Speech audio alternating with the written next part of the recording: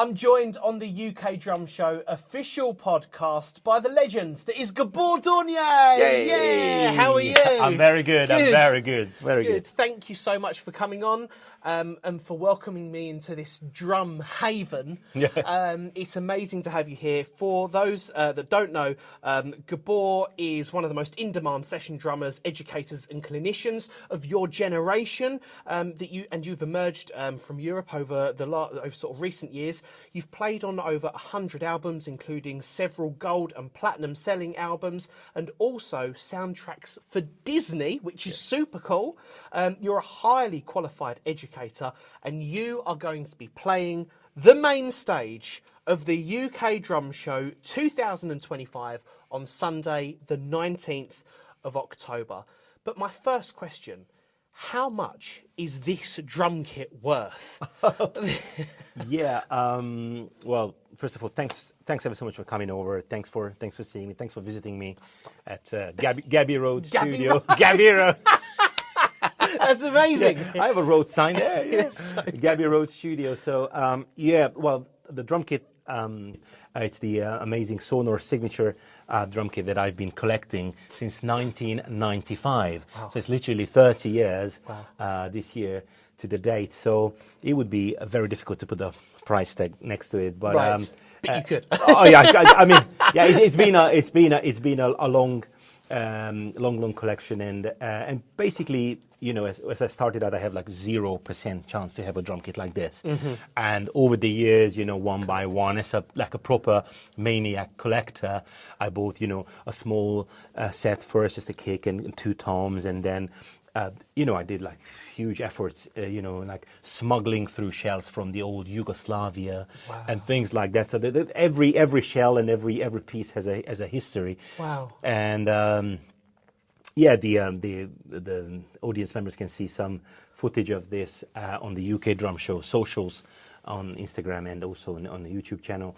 So some shells came from Scandinavia, the other ones I bought from Italy, some shells from Yugoslavia, as I said, back in the day, and some shells I bought in, you know, Central Europe, Budapest, some shells from Germany. So it's been from all over the place, and the hardest thing is to match the veneer.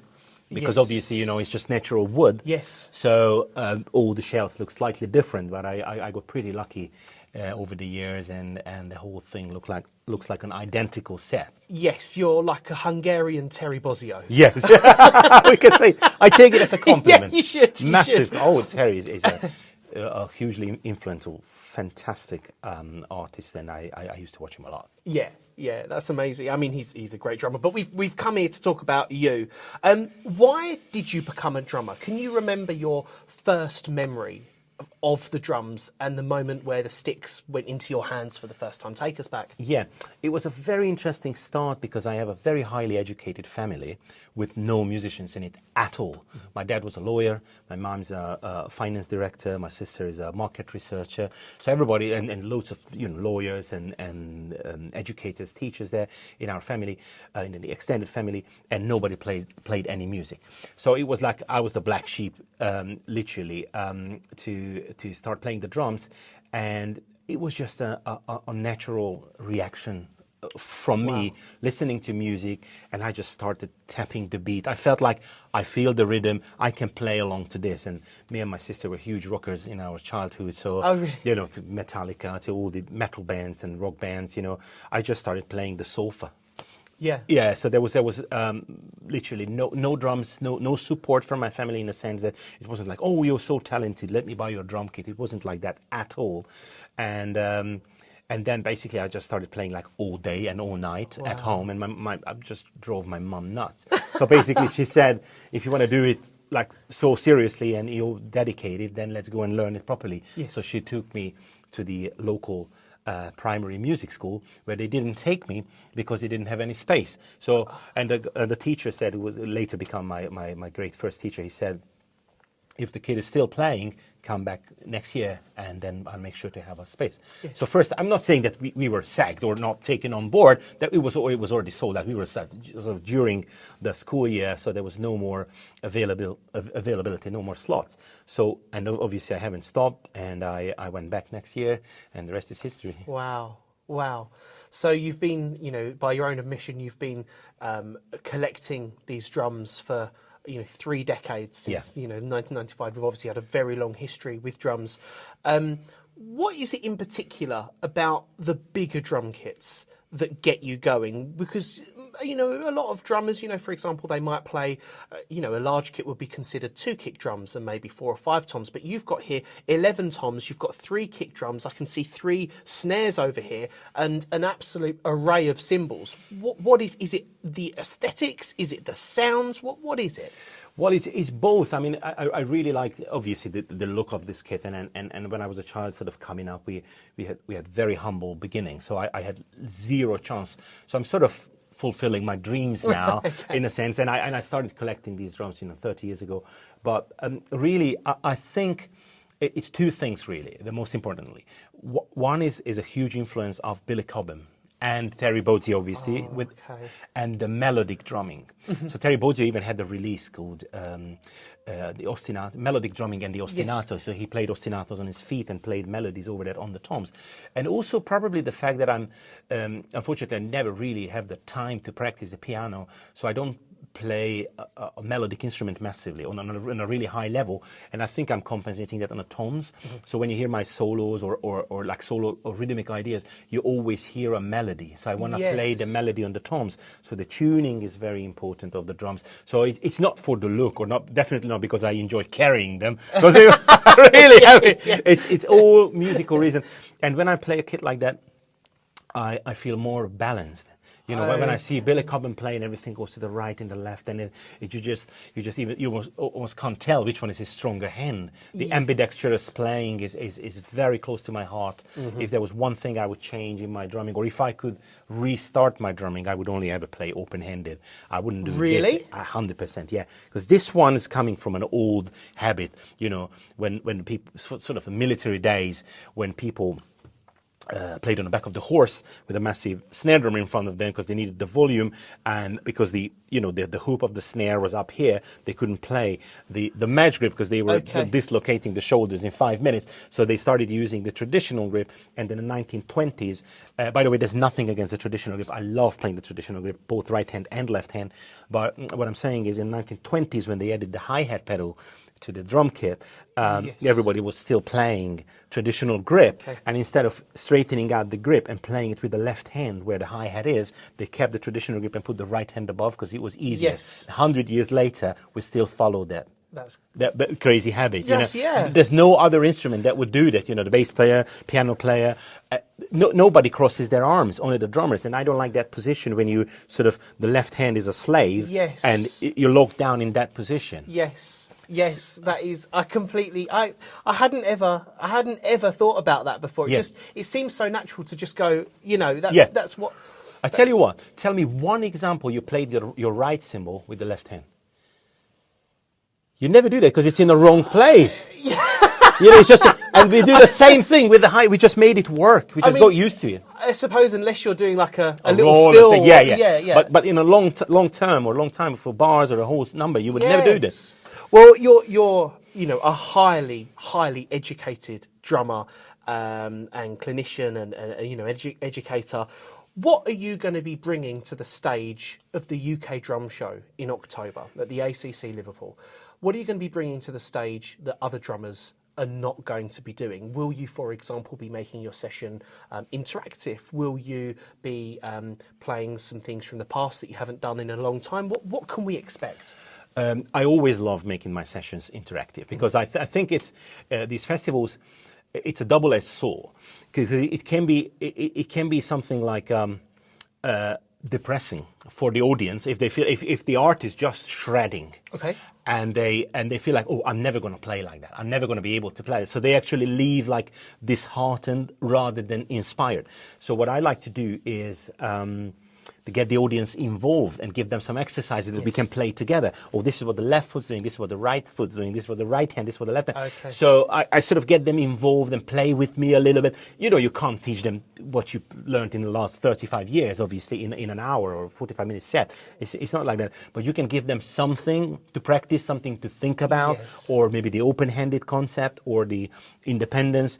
Of course, as we mentioned before, you know, my solos and shows are always melodic. So melody is very, very important to me. And the sound of these amazing Sonor kits obviously really helps me to express myself. And I'm going to have my new kit by then. Wow. So I'm extremely excited. Tell us about that. Tell us about it. It's being made. It's probably ready already. I haven't received it yet, but it's a wonderful Sonor SQ2 in African marble. Nice. African marble finish, a 22-inch bass drum, 8, 10, 12, 13, 14, 16, 18 toms, a 7-inch main snare, 7x14, and then a 12x6 piccolo snare. Nice.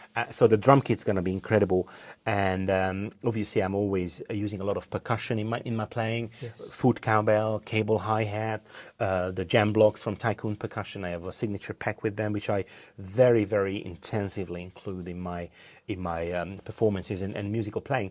So those are important, and so there will be a lot of independence, soloing.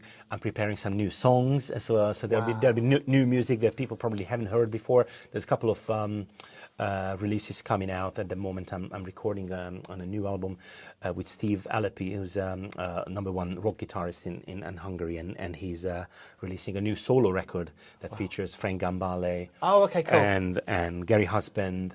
Okay. Randy Brecker on trumpet. So, and I'm going to have a big drum feature on that. Wow, And that's cool. I'm planning to play that song. So there will be whole brand new music. I mean, they're all icons. Yeah. So that's amazing. And also I'm going to have the classic tunes that I recorded on Drumeo in Vancouver, and the ones I played on Drum Channel in LA. So there's going to be some new stuff and old stuff. So it's going to be a very good mixture. That's exciting, and it's a 45-minute set to inspire. And I think the UK drum show, Europe drum show, I don't think I've seen one person walk away from either of these events and not feel inspired. And I think the drumming community is so special because I'm speaking from a biased perspective, but I love how drummers love to share. Yeah. You know, I look at when I host these events, I look in the audience. People are sharing notes. People are making new friends. People are learning things from one another. There's never any ego. There's never, oh no, you can't look at what I'm writing down, or you can't look at this. Everybody's so open, and I think you've got 45 minutes, and there's going to be people there that would love to ask you so many questions, but it's a short span of time. What would your advice be to an aspiring drummer that would love to follow in the footsteps that you've done, not only, with the rock and the jazz stuff, but also, you've made music for Disney. Like, that's huge. How what would your advice be? Oh my God, it's such a huge question. Before we get to my advice, I just really want to encourage everybody to come and visit the show, because it's an absolutely fantastic event, and I'm so glad I went.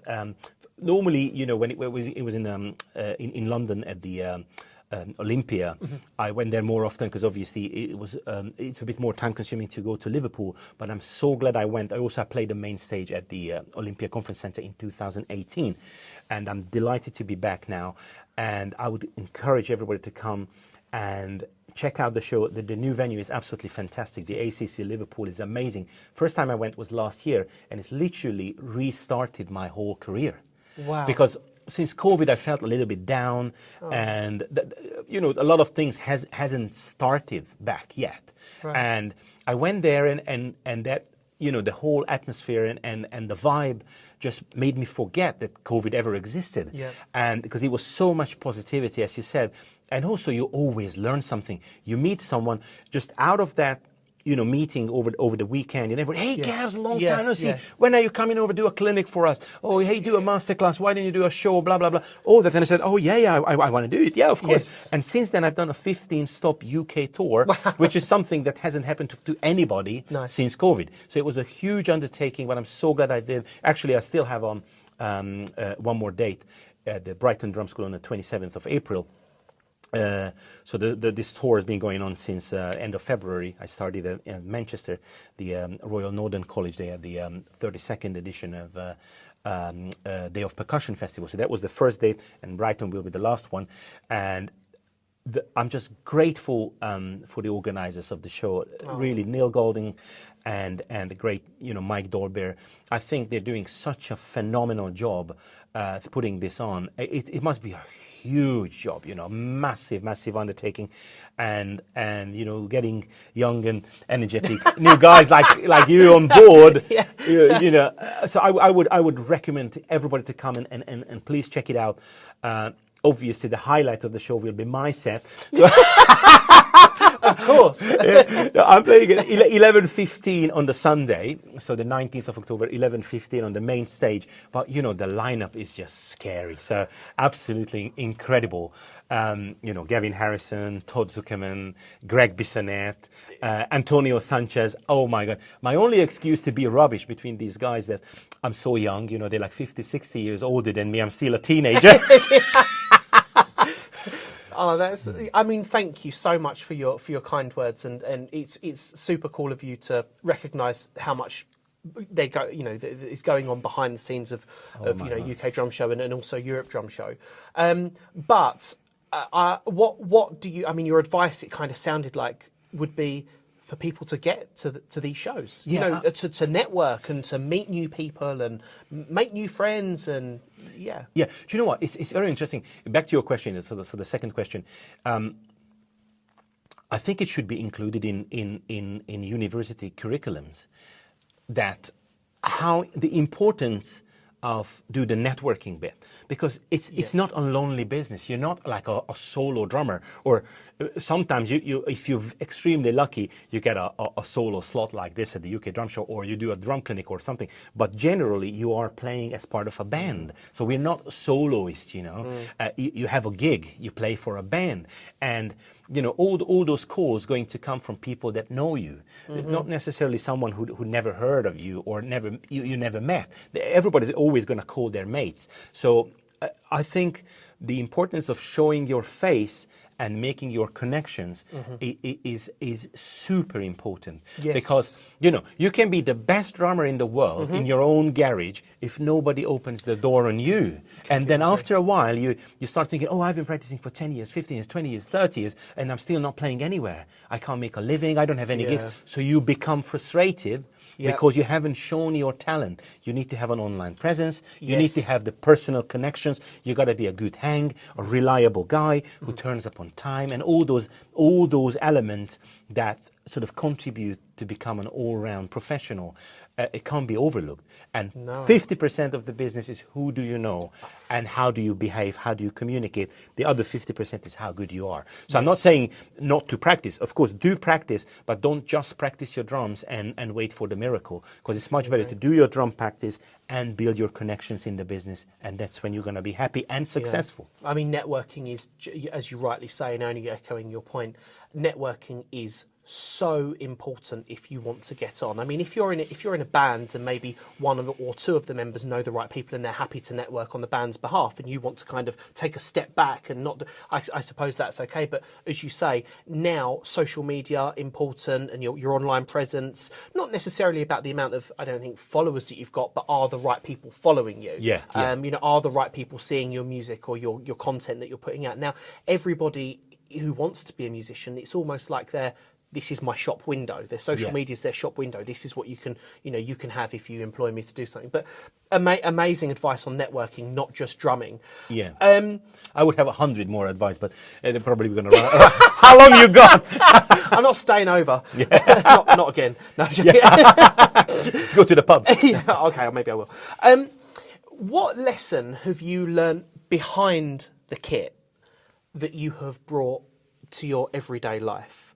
Have you ever been in a situation where maybe you've learnt something about yourself whilst drumming and you've thought, how can I implement that into my day-to-day living? Ooh.